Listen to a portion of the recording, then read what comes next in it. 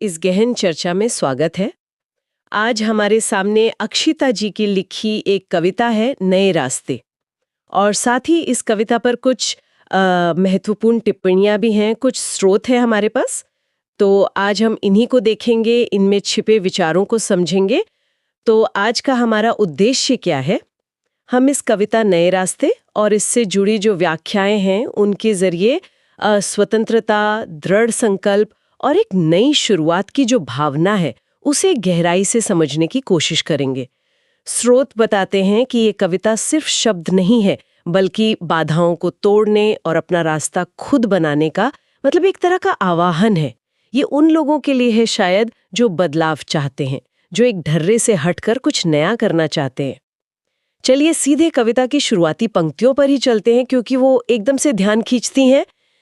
इन जंजीरों को तोड़कर, रुख हवा का मोड़कर, चल रहे हैं देखो हम, नए रास्तों की तलाश में, नए सपनों की ओर बढ़ रहे हैं हम। ये पंक्तियां तो मतलब बहुत शक्तिशाली हैं। यहाँ जंजीरों का क्या मतलब हो सकता है और हवा का रुख मोड़ना? देखिए, स्रोत सामग्री इस बात पर काफी जोर देती है कि ये जंजीरें सिर्फ वो नहीं है जो दिखती हैं, मतलब भौतिक बंधन। टिप्पणियों में साफ लिखा है कि ये मानसिक बाधाएं हो सकती हैं, कोई सामाजिक दबाव, पुरानी सोच, या शायद वो सीमाएं जो हम खुद बना लेते हैं, वो अदृश्य दीवारें हैं ना जो हमें रोकती हैं। हाँ हाँ, बिल्कुल। और रुख हवा का मोड़कर चलना स्रोत के हिसाब से सिर्फ दिशा बदलना नहीं है, ये है सक्रिय रूप से, मतलब जानबूझकर परिस्थितियों को अपने हिसाब से डालने की कोशिश। ये बस बहना नहीं है, बल्कि धारा को ही बदलने की कोशिश करना है, एक साहसिक कदम। ये दिलचस्प है। तो ये सिर्फ बाहरी संघर्ष नहीं, बल्कि अंदर का भी संघर्ष है। स्रोत इसे ऐसे जोड़ता है, मतलब ये नए रास्ते और नए सपने सिर्फ बाहर की दुनिया में नहीं, बल्कि हमारे अंदर भी खोजे जा रहे हैं। बिल्कुल। स्रोत इस दोहरे अर्थ को आप कह सकते हैं उजागर करता है। नए रास्ते मतलब बाहर अवसर खोजना तो है ही, लेकिन साथ ही ये अंदर झांकना, अपनी ताकत को पहचानना, अपने मूल्यों के हिसाब से जीना, ये भी है एक नया तरीका खोजना। और वैसे ही नए सपने सिर्फ कुछ पाना नहीं है। स्रोत बताता है कि ये शायद व्यक्तिगत विकास या एक ज्यादा सार्थक जीवन की इच्छा भी हो सकती है। तो यहीं से, इन पहली पंक्तियों से ही स्वतंत्रता और आत्मनिर्भरता की नींव रखी जा रही है। अच्छा, आगे बढ़ते हुए कविता असलियत से मुंह नहीं मोड़ती। पंक्तियां हैं, हर कदम पर चुनौतियां हैं, पर हम हार नहीं मानेंगे। ये मानना कि चुनौतियां हैं, ये कितना जरूरी है?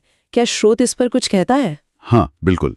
स्रोत इस पंक्ति को कविता की प्रामाणिकता और उसकी जो प्रेरणा देने की शक्ति है, उसका एक महत्वपूर्ण हिस्सा मानता है। टिप्पणियों में इस बात पर जोर है कि कविता कोई हवाई बात नहीं करती जहां सब आसान हो। वो मानती है कि नया रास्ता बनाना मुश्किल होता है, बाधाएं आएंगी, मुश्किलें होंगी। हाँ, ये तो है। लेकिन सबसे महत्वपूर्ण हिस्सा है, पर हम हार नहीं मानेंगे। स्रोत के अनुसार ये सिर्फ दृढ़ संकल्प यानी डिटर्मिनेशन नहीं दिखाता, बल्कि ये लचीलापन, जिसे रेजिलियंस कहते हैं, वो भी है। गिरने के बाद फिर उठ खड़े होने की ताकत। ये चुनौतियों को सफर का एक हिस्सा मानने और उनसे सीखने की सोच है। तो ये सिर्फ एक घोषणा नहीं है, बल्कि एक पूरी मानसिकता है। सही कहा। स्रोत इसे एक सक्रिय मानसिकता के तौर पर देखता है। ये सिर्फ कहना नहीं है कि हम हार नहीं मानेंगे, बल्कि ये उस अंदरूनी शक्ति और विश्वास को दिखाता है जो मुश्किलों के बावजूद आगे बढ़ने की हिम्मत देता है। और देखिए ना, इसके बाद की पंक्तियां इसी बात को और मजबूत करती हैं। अपने लक्ष्यों को पाने के लिए हम पूरी मेहनत कर रहे हैं। यहाँ पूरी मेहनत सिर्फ जिस्मानी मेहनत नहीं है। स्रोत बताता है कि इसमें मानसिक मजबूती, योजना बनाना, ध्यान लगाना और लगातार कोशिश करना, ये सब शामिल है।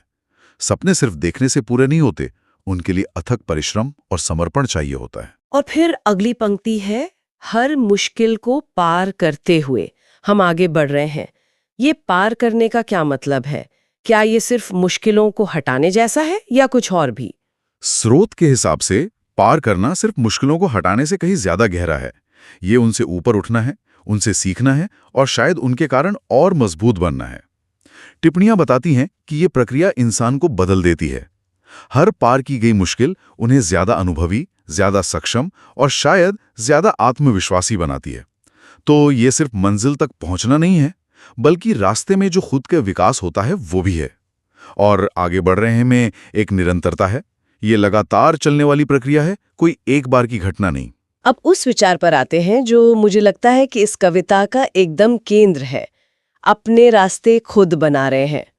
स्रोत इस आत्मनिर्भरता यानी सेल्फ रिलायंस पर कैसे रोशनी डालता है? स्रोत इस पंक्ति को कविता के मूल संदेशों में से एक मानता है। बिल्कुल।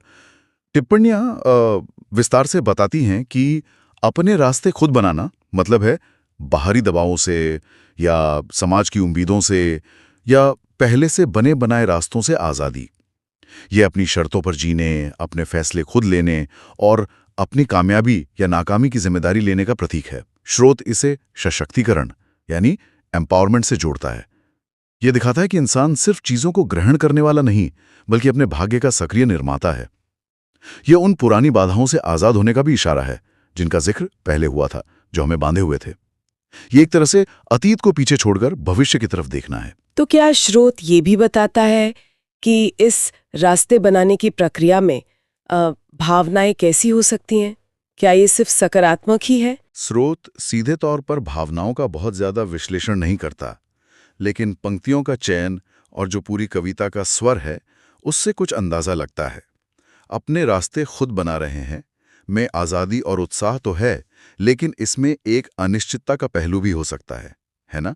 अपना रास्ता बनाने का मतलब है एक अनजान इलाके में कदम रखना, जहां कोई नक्शा नहीं, कोई गारंटी नहीं। लेकिन स्रोत इस बात पर ज्यादा ध्यान देता है कि कविता इस अनिश्चितता को डर की तरह नहीं, बल्कि साहस और अवसर की तरह दिखाती है। ये जोखिम उठाने की इच्छा और अपनी काबिलियत में विश्वास को दिखाता है। और फिर कविता भविष्य की ओर देखती है, नए जीवन की ओर बढ़ रहे हैं, जहां हर दिन एक नई शुरुआत है। स्रोत के अनुसार इस नए जीवन और नई शुरुआत का क्या महत्व है? स्रोत इन पंक्तियों को आशावाद और नवीनीकरण के प्रतीक के तौर पर देखता है। नया जीवन सिर्फ हालात बदलना नहीं है, बल्कि शायद जीवन को देखने का एक नया नजरिया अपनाना भी है। ये अतीत के बोझ से मुक्ति और भविष्य की संभावनाओं को गले लगाने का संकेत है। हर दिन एक नई शुरुआत है। ये पंक्ति तो बहुत शक्तिशाली है। स्रोत कहता है कि ये लगातार विकास करने और सीखने की संभावना पर जोर देती है। तो अगर हम इस पूरी कविता को एक साथ देखें, इसका सार क्या निकलता है? ये सिर्फ कुछ अलग अलग विषयों का संग्रह नहीं लगता, बल्कि एक पूरी यात्रा का वर्णन है। बिल्कुल।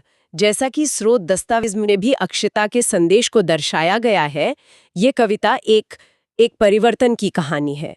ये जड़ता से गति की ओर है, बंधन से मुक्ति की ओर, निर्भरता से आत्मनिर्भरता की ओर, निष्क्रियता से कर्मठता की ओर, हाँ। और निराशा से आशा की ओर एक यात्रा है।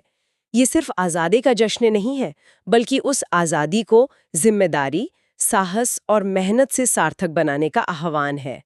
इसमें संघर्ष की सच्चाई भी है और सपनों की उड़ान भी। और अंत में ये सब एक नई उम्मीद भरी शुरुआत में बदलता है। ये वाकई बहुत प्रेरणादायक है। ये सिर्फ शब्दों का जाल नहीं लगता, बल्कि एक भावना है जो पाठक को छू जाती है। ये सोचने पर मजबूर करती है कि हम कहाँ बंधे हैं, कहाँ उड़ना चाहते हैं